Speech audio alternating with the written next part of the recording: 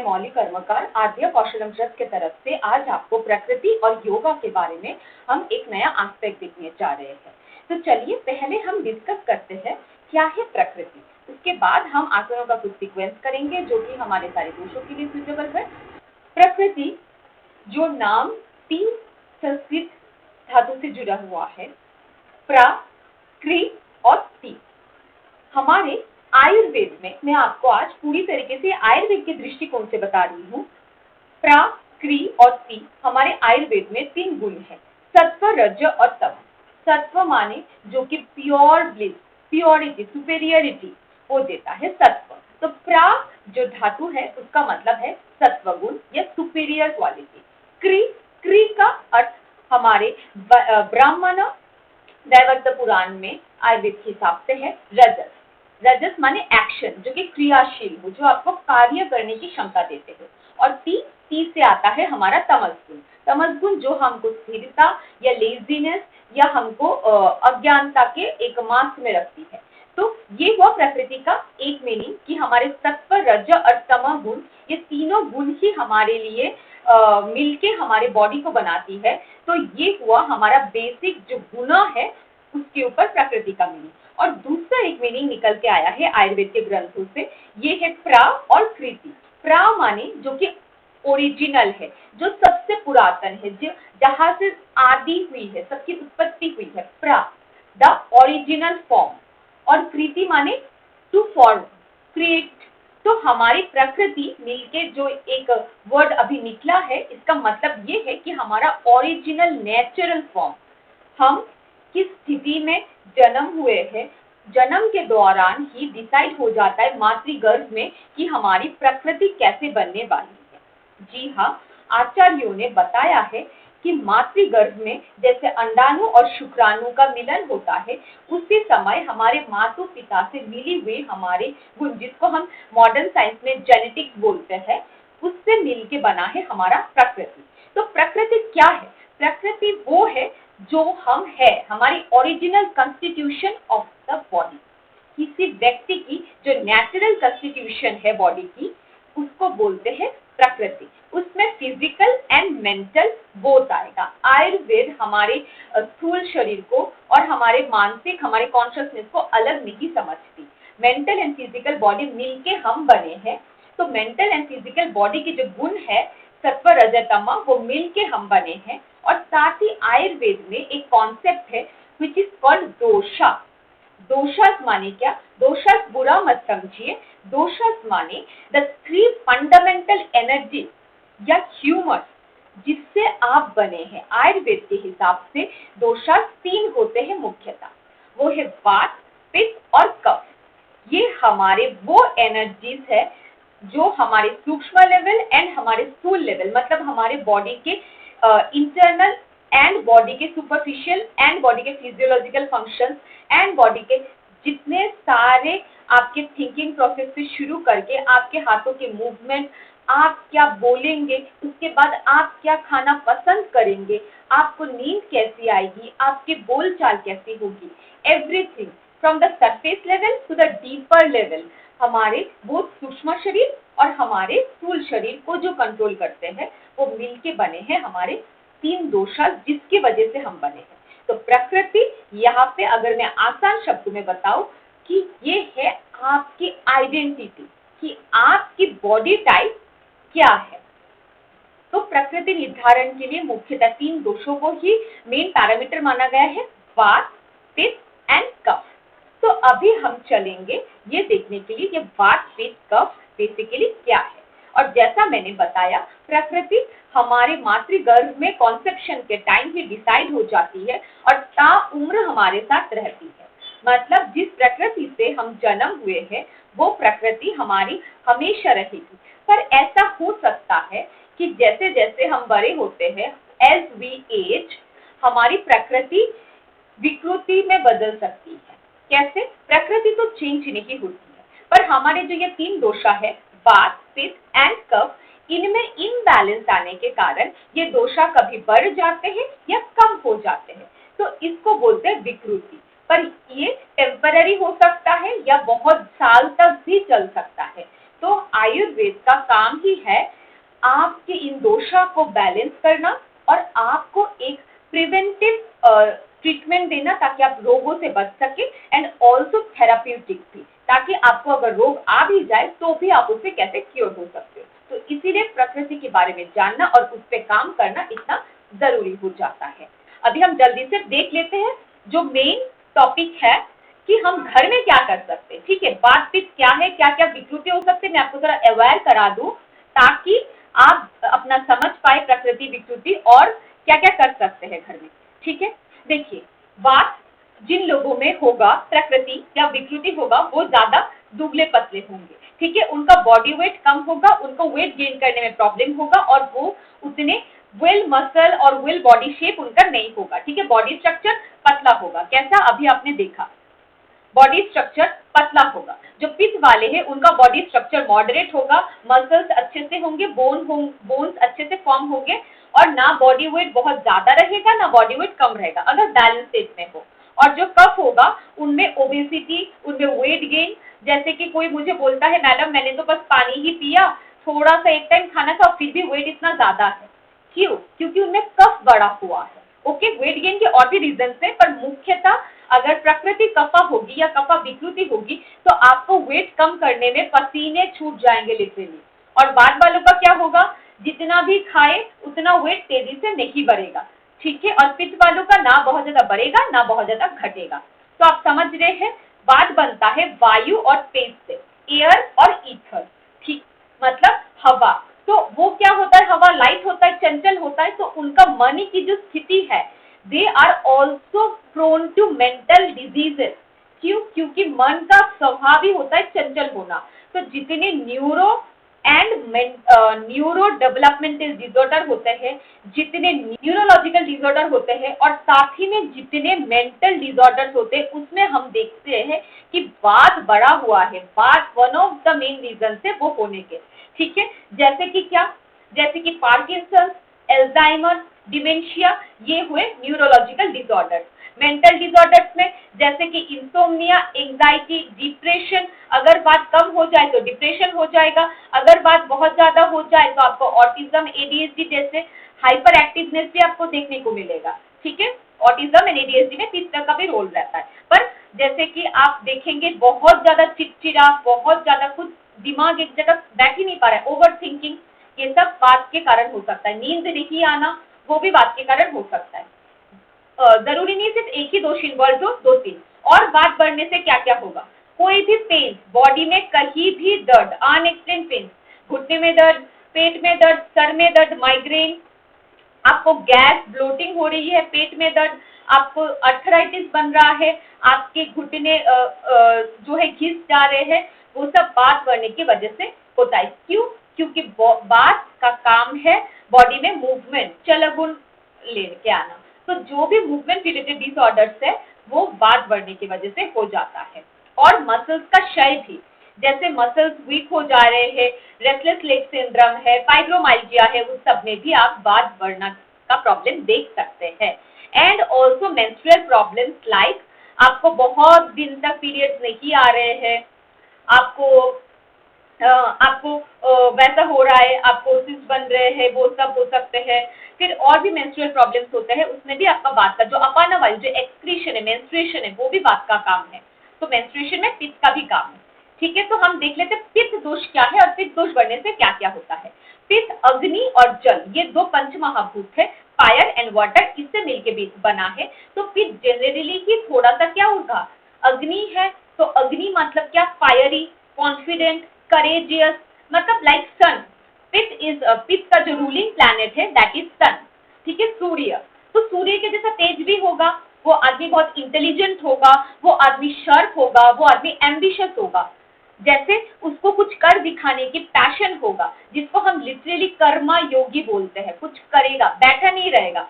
बात वाले वो क्या होंगे, वो बहुत एंथुजियास्टिक होंगे, जैसे कि ओके घूमने जाना है, ओके चलो चलते हैं, वाओ कितना मजा आ रहा है, उनको चेंज पसंद होगा बात वालों को। पर पित्त वालों को, उनको अगर आप कुछ काम दे दो, ओके मैं काम कर लूंगा, वो पैशनेट होंगे, ड्रिवन होंगे, उनमें आलस नहीं होगा।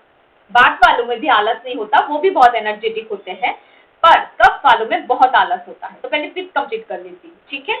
तो पित्त वाले कैसे होंगे, एनर्जेटिक होंगे, पर गुस्सा भी बहुत ज्यादा आएगा। अगर पित्त का इम्बैलेंस हो गया, बढ़ गया, तो जैसे अग्नि कैसी है, जला देती है, तो पित्त वाले भी जब अति गुस्सा कर लेंगे तो वो हमको जला देंगे, राइट। झगड़ा हो जाएगा, इरिटेशन, एंगर इश्यू, हाइपरटेंशन जैसी प्रॉब्लम्स आपको पित्त में देखने को मिल सकती है।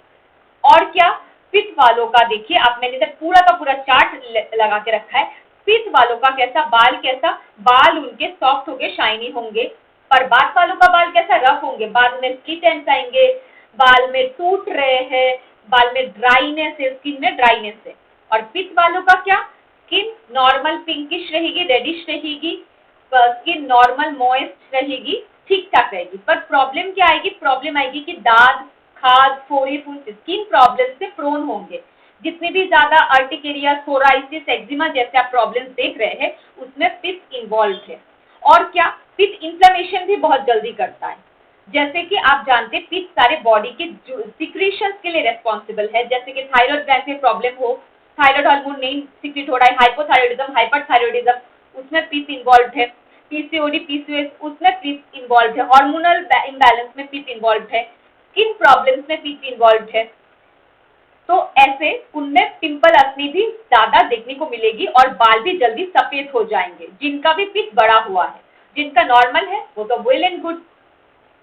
फिर आपको क्या, जॉइंट्स कैसे होंगे, मूवेबल, फ्लेक्सिबल, ठीक ठाक, ठीक है। तो अभी चलते हैं हम, उनका टेम्परामेंट कैसा, टेम्परामेंट गुस्से वाला हो सकता है अगर बैलेंस ना करें हम, और उनका स्वेटिंग बहुत ज्यादा हो सकता है, बहुत ही पसीना आएगा पित्त वालों को, और उनके स्वेट में बहुत स्मेल, बदबू रहेगी, ठीक है।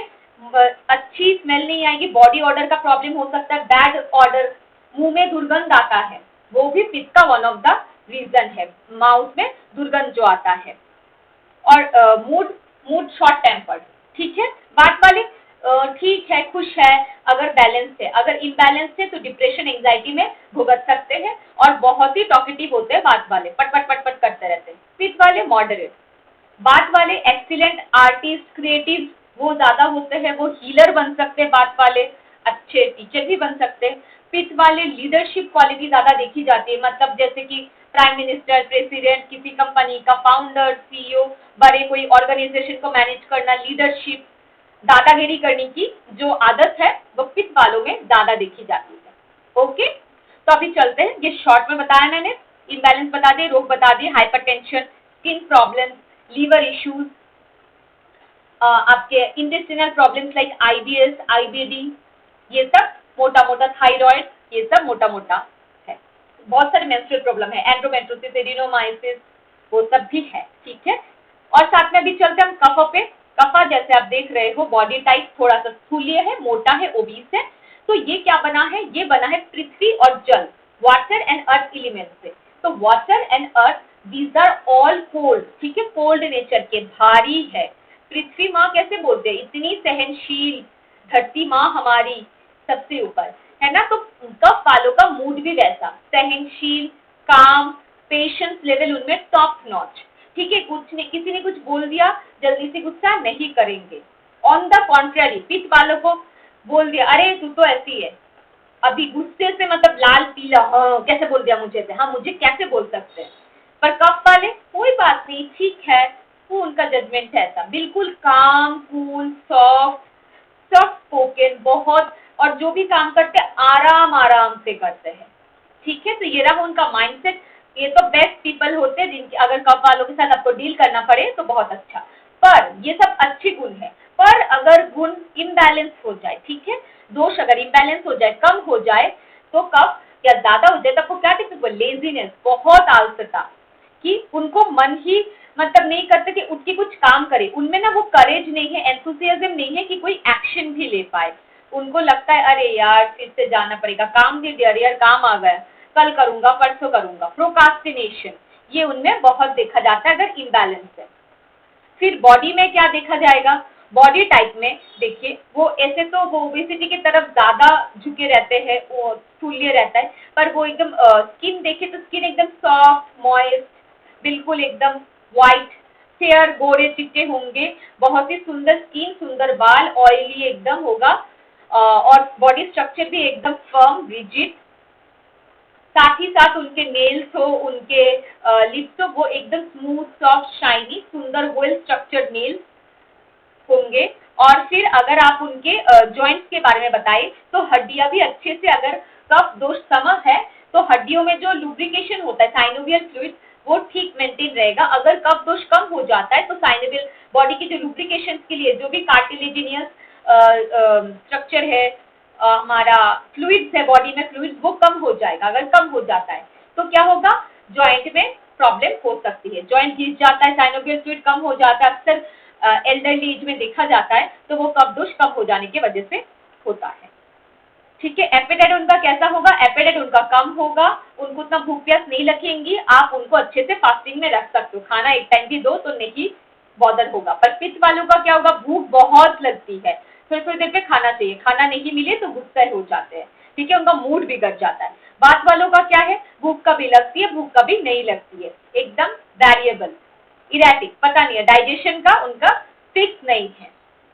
और इंटेलिजेंस जैसे मैंने बताया, वात वाले बहुत जल्दी जल्दी सीख लेंगे पर भूल भी सकते हैं, जल्दी जल्दी सीखेंगे बहुत जल्दी। पित्त वालों का बेस्ट रहता है आईक्यू, वो सीखते भी है जल्दी और डीपर मेमोरी में जाता है, बेस्ट ऑफ द बेस्ट है, क्योंकि सारे मेंटल जो एबिलिटीज है वो हमारे पित्त के वजह से भी आती है, हमारी बुद्धि। ठीक है, साधक पित्त हमारी बुद्धि को एनहांस करता है। उसके साथ जो कफ वाले हैं उनकी बुद्धि कैसे, मंद बुद्धि तो नहीं बोल सकते but they are slow learner. ठीक है, उनको सीखने में समझने में समय लगता है, पर अगर एक बार सीख समझ लिया बहुत दिन तक रिटेन कर सकते हैं, मेमोरी अच्छी होती है, पर बुद्धि जो एबिलिटी है टू लर्न वो दैट इज स्लो। ठीक है, तो जैसा मैंने बताया ये हुआ मोटा मोटा। तो कफ के दोष में प्रॉब्लम आएगा तो क्या आएगा, कफ के दोष में कफ हमारे स्किन को भी लुब्रिकेशन देता है, स्किन के जो आपके मॉइस्चर जो चला जा रहा है, स्किन ड्राई हो जा रहा है, तो कफ अगर कम हो गया, बात बढ़ गया, तो वो सब आप देख सकते हैं, ये जॉइंट में लुब्रिकेशन नहीं रहा। ठीक है, ये सब हो सकता है। और साथ ही साथ just give me just 1 minute, साथ ही साथ हम ये देख लेते हैं कि क्या क्या हमें करना चाहिए कि हम इनको बैलेंस कर सकें। तो जैसे आप जानते हैं वायु लाइट होता है, ड्राई होता है, रफ होता है, तो बेस्ट प्रैक्टिस जो आपको करना चाहिए वो है आपको प्राणायाम और मेडिटेशन। तो बाद वालों के लिए प्राणायाम मेडिटेशन बेस्ट रहेगा। जितना आप माइंड को रिलैक्सिंग, कामिंग और ग्राउंडिंग एक्सरसाइज करेंगे, मतलब बाद वालों का ना बल कम होता है, उनके पास उतनी शक्ति नहीं रहती, तो उनको लाइट इजी मॉडरेट एक्सरसाइज कराइए और ज्यादा से ज्यादा रिलैक्सिंग मेंटल फोकस पे ज्यादा ध्यान दीजिए। तो उनके लिए गाना सुनना, भजन कीर्तन, गार्डनिंग करना और पार्क में घूमना घामना अच्छा रहेगा। ठीक है, घास पे चलना। पित्त वालों का जैसा कि है गुण, क्या उनका है शार्प, इंटेंस, तेजस्वी है ना, और गुस्सा ज्यादा, तो उनके लिए क्या, उनमें एंगर, एसिडिटी, इन्फ्लेमेशन ये सब ज्यादा देखा जाता है। तो उनके लिए क्या, उनके लिए सारी कूलिंग चीजें, ठंडी चीजें, ठंडी तासीर की चीजें, ठंडा खाना खाना, ठंडा आहार विहार। आहार विहार माने क्या, आहार माने फूड, कूलिंग फूड।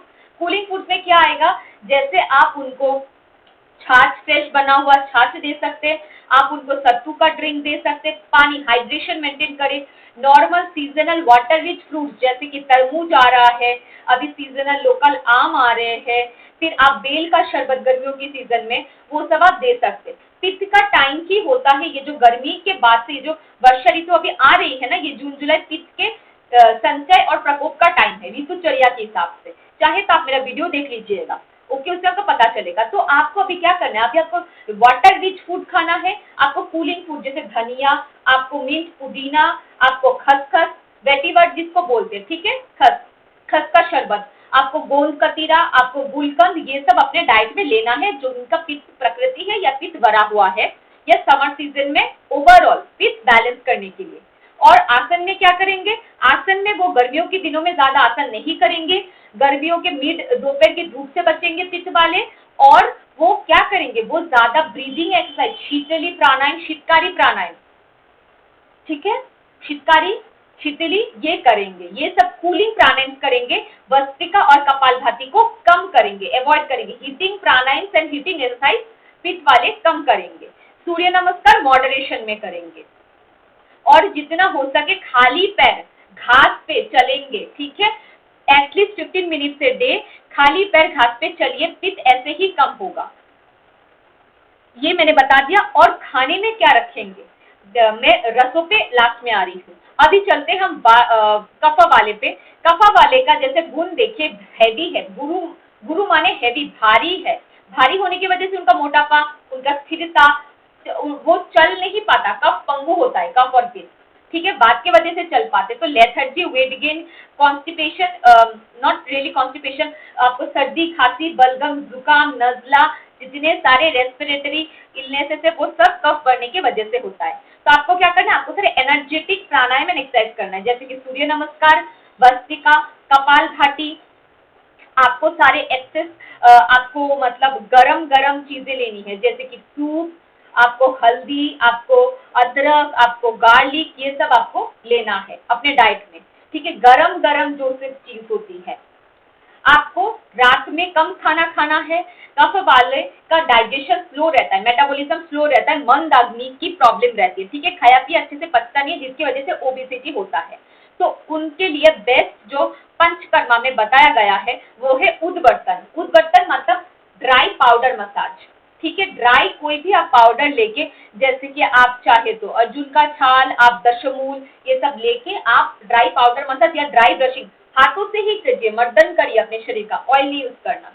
अगर ऑयल यूज करना है तो अभ्यंगा में आप सरसों तेल, मस्टर्ड ऑयल यूज कर सकते हैं।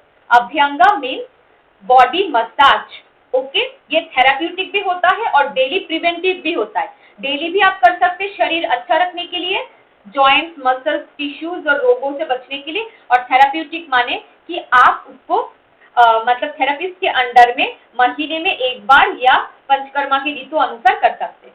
तो बात वालों के लिए तिल तेल से अभ्यंगा करना बेस्ट। बात वालों के लिए तो अभ्यंगा से ज्यादा टॉप नॉच इलाज कुछ नहीं है। डेली डेली ऑयल मसाज, गरम गरम तेल का मसाज करो नहाने से पहले, फिर ही नहाने जाओ। डेली सुबह मस्त, सुबह टाइम नहीं मिलता तो रात में सोने से पहले। पर याद रखिए, खाया पिया के साथ 1 से 1.5 घंटा gap minimum, minimum 1.5 hour gap with meal. बाद वालों के लिए अभ्यंगा मस्ट, बाद वालों के लिए गर्म चीजें, सूप, और बाद वालों के लिए light moderate Kameng practices must. योग निद्रा करो, बेस्ट है। फिर बाद वालों के लिए और एक जो है वो है रस, वात पित्त और कफ। रस माने क्या क्या टेस्ट के फूड आप खाएंगे, मधुर, आम्ल और लवण। मतलब आप चावल, दूध के प्रोडक्ट ले सकते, वो मधुर रस में आता है। आम्ल माने खट्टी चीजें और लवण माने सॉल्टी चीजें। Sweet, salty and sour taste are good for वात।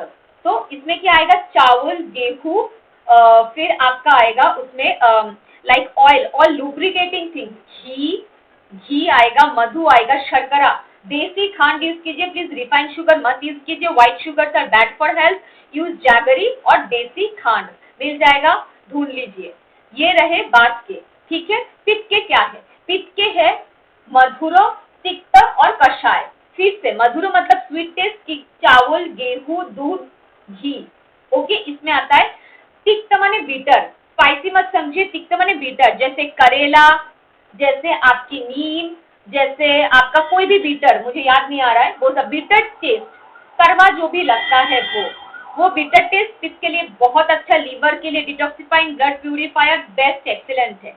और कषाय, कषाय माने एस्ट्रिंजेंट, पान, जामुन, ये सब आप खाइए। तो हाँ, पित्त अगर शमन करना हो सबसे इजी रेमेडी है, एक तो शीतली शीतकारी प्राणायाम कीजिए, दूसरा चंदन का लेप लगाइए या चंदन का एरोमा थेरेपी कीजिए। चंदन का एसेंशियल ऑयल आता है, अपने हैंडकरचीफ में, अपने रुमाल में लेके रात में सोते टाइम कभी कभी सूंघिए, बेस्ट है, बेस्ट। और पिंपल, दांत खजखुजी जिनको आता है, चंदन का लेप लगाइए बॉडी में, ठीक है। चंदन बहुत कूलिंग है। और खस का शरबत, फिर दूध का शरबत, ये सब आता है, बेल का शरबत, ये सब पीजिए, कूलिंग। आप घिया, तोरी, सब्जी में क्या खाएंगे, घिया, तोरी, चुकंदर, जो भी आपको सीजनल मिल रहा हो समर में, है ना, समर के सारे वेजिटेबल्स बेस्ट है पित्त के लिए। हो गया पित्त, मधुर, तिक्त और कषाय। और एक रेमेडी है वो है पान। पान खा सकते हैं खाने के बाद, कषाय टेस्ट बेस्ट रहता है। पान में थोड़ा सा एक आप इलायची डाल के, सुपारी पुपारी मत डालिए, बस थोड़ा गुलकंद डाल के खाइए, पित्त कभी नहीं बढ़ेगा। This is an tried and tested, I have used it in hundreds of patients. Sorry, मैंने इंट्रोड्यूस नहीं किया, I am yoga therapist and naturopath and Ayurvedic practitioner. Okay, चलिए तो अभी चलते कफ से। कफ के लिए क्या होगा, क्या टेस्ट खा सकते, कटु, तिक्त और कषाय।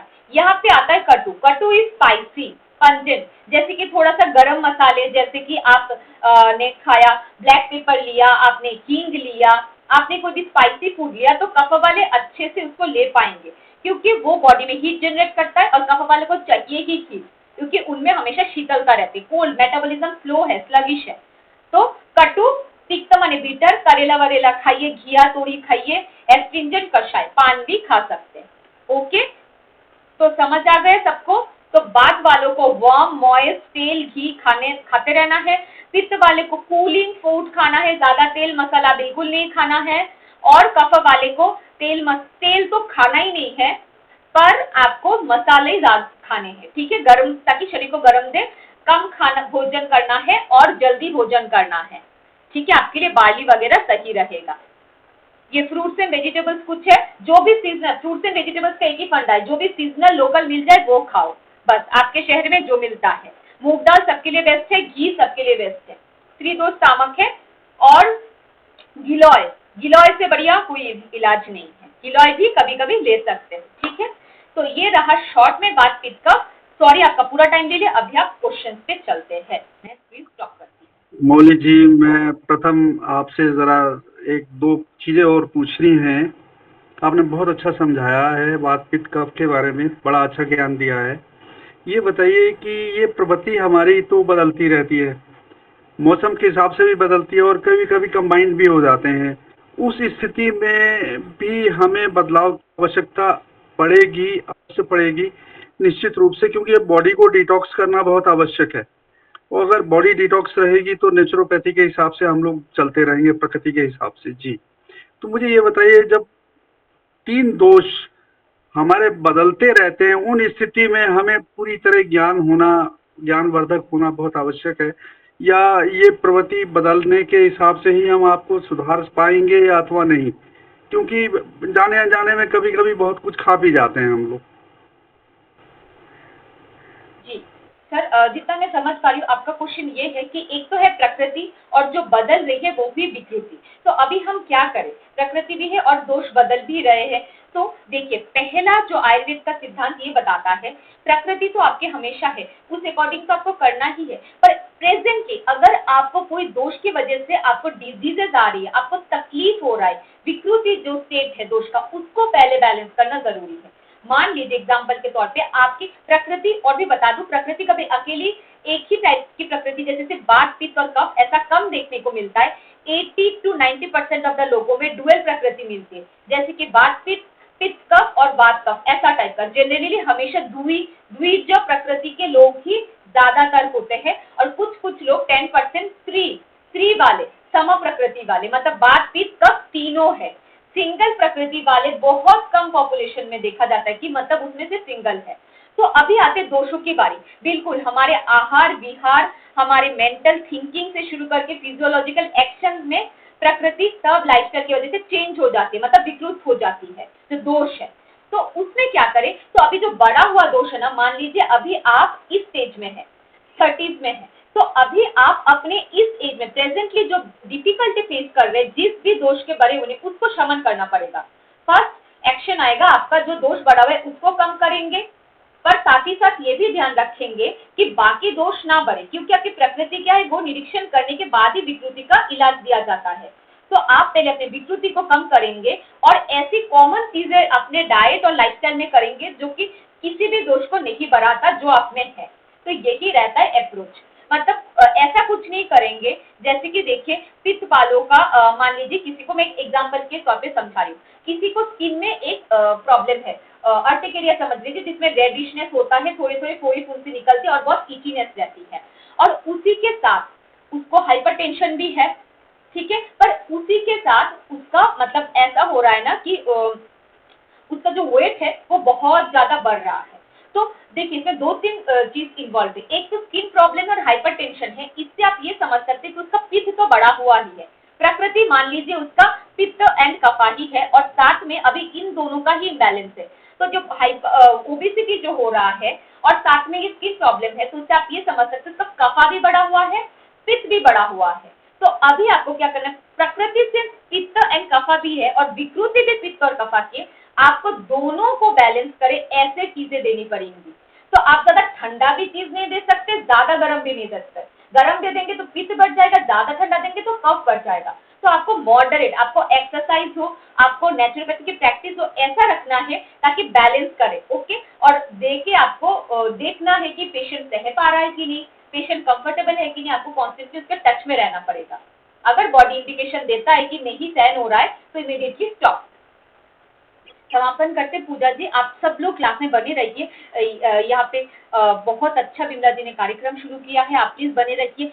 सारे सीक्वेंस चलते हैं यहाँ पे, सब प्लीज प्रैक्टिस कीजिए, बहुत बहुत फायदा होगा, देखिएगा। ओके, अभी हम क्लास एंड करते हैं। सब लोग प्रार्थना के लिए रिलैक्स हो जाए, कोई भी ध्यानात्मक आसन में बैठ जाए, कमर गर्दन सीधी करके अपने सांसों पे ध्यान लगा के मेरे साथ मंत्र का उच्चारण करेंगे। Inhale, exhale, start chanting। ॐ पूर्णमदः ॐ पूर्णमिदं ॐ पूर्णात् पूर्णमुदच्यते पूर्णस्य पूर्णमादाय पूर्णमेवावशिष्यते। ॐ शान्ति शान्ति शान्तिः। हरि ओम। हाथों को अच्छे से घर्षण करके अच्छे से गर्म कर लीजिए और उस ऊर्जा को अपने आंखों पे, अपने चेहरे पे, समस्त शरीर में धारण करके धीरे धीरे आंखें खोलिए। हरिओम, सबका दिन शुभ हो और बहुत बहुत blessed day to all of you. Take care, bye bye, see you next time.